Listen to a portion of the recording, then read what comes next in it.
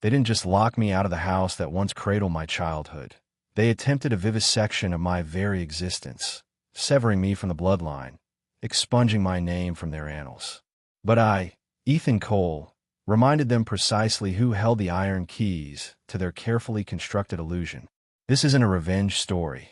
It's a brutal reckoning, an unsparing account of what happens when you cease begging for love and reclaim what was always, irrevocably, yours.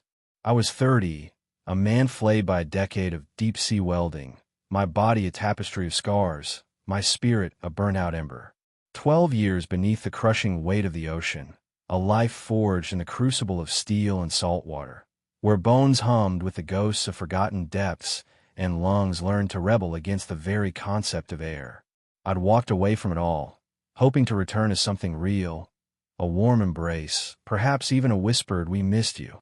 Instead, my welcome was a digital guillotine. 6 words in an email, colder than the abyssal trenches I'd navigated. "You're not welcome home this year." No phone call, no explanation, just a void of silence from my father, Gerald, my mother, Leah, my younger brother, Mason. Gone.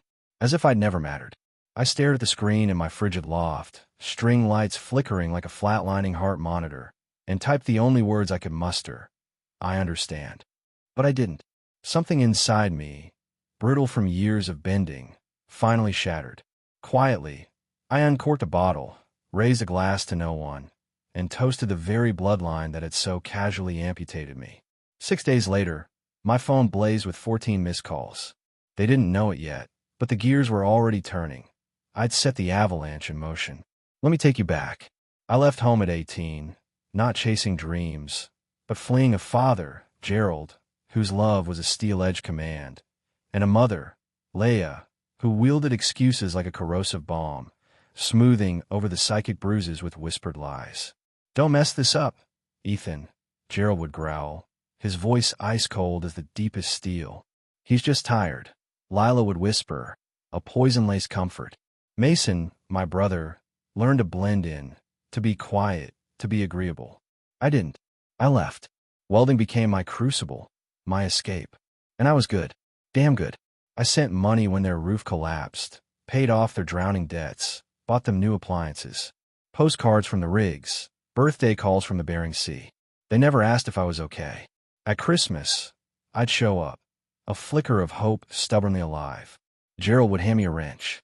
Leah would keep stirring her pot, her gaze distant. Mason barely looked up from his laptop. I wasn't a son. I was a utility, a convenient ghost, summoned only when their comfort demanded it. This year, I craved different. I quit welding, my shoulder torn, my heart utterly exhausted. I bought a train ticket, packed a single bag. I pictured myself on that old leather couch, eating gingerbread, laughing with Mason. Then came that email. And the thing is, they forgot something crucial, a single, potent truth I had preserved. Buried deep within a forgotten folder on my laptop, a 7-year-old PDF, a forgotten covenant, their loan application. Their house was drowning in debt. Gerald's credit was shot. I co-signed to help, at 27, starved for his elusive respect, desperate for any shred of connection. Just a formality, he'd said, his words as empty as his affection. But it wasn't. My signature, given out of a desperate, youthful craving for acceptance, made me 51% owner of 42 Willow Ridge Drive. And they never knew until I delivered the unassailable truth. That night, I called Lucas, a lawyer I'd met at a forgotten expo, a man whose mind was as sharp as any cutting torch. "What happens?" I asked, my voice flat, "when the majority stakeholder is deliberately locked out of his own property?" A slow chuckle met my words. "Then, Ethan," he said, "the house answers to you." That night, I crafted a single email, a concise declaration of war, stripped bare of emotion. Effective immediately, I, Ethan Cole, am asserting my legal rights as majority owner. All decisions now go through my attorney. It was clean. It was cold. It was absolute. Then, I booked a remote cabin in the Adirondacks, a sanctuary of frost and silence, a place to witness their unraveling from a distance. 6 days later, I switched on my phone. The screen blazed with 14 missed calls, a frantic chorus of their dawning panic. Mason's voice, bewildered. Gerald's, a roar of impotent rage. A lawyer, Brent, attempting a futile plea for peace. I didn't answer. This wasn't revenge in the common sense. This was a brutal, necessary recognition of the man I had become and the boy they had so carelessly discarded. Christmas morning, Leia finally called, her voice thin, pleading. Ethan, please. Gerald's losing it. Mason's a wreck. Can't we talk? I stood by the fireplace, staring into the hungry flames. Remember my 26th birthday? I asked, my voice devoid of warmth. I was bleeding in an infirmary off Newfoundland. I called you. You told Gerald not to worry. The silence stretched, thick with her lack of recall. Of course not. I finished, the realization solidifying like ice in my veins.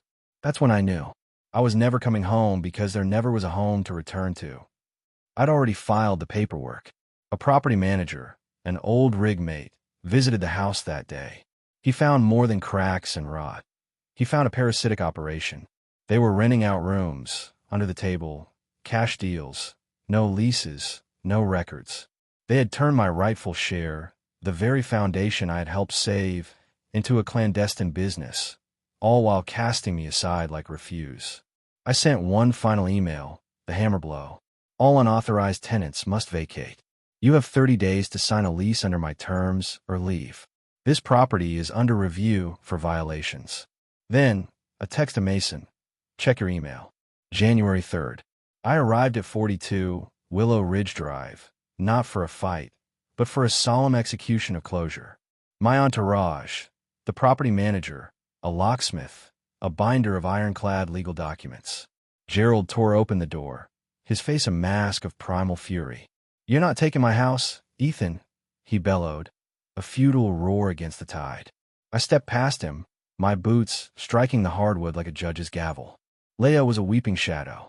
Mason stared, a hollow echo of the boy I'd once tried to protect. I looked at all of them, my voice a flat, unyielding pronouncement. This isn't your house anymore. It's mine. Sign the lease under my terms, or get out. Gerald's fists clenched, but I didn't flinch. I'd stared into darker, deeper abysses than his impotent rage.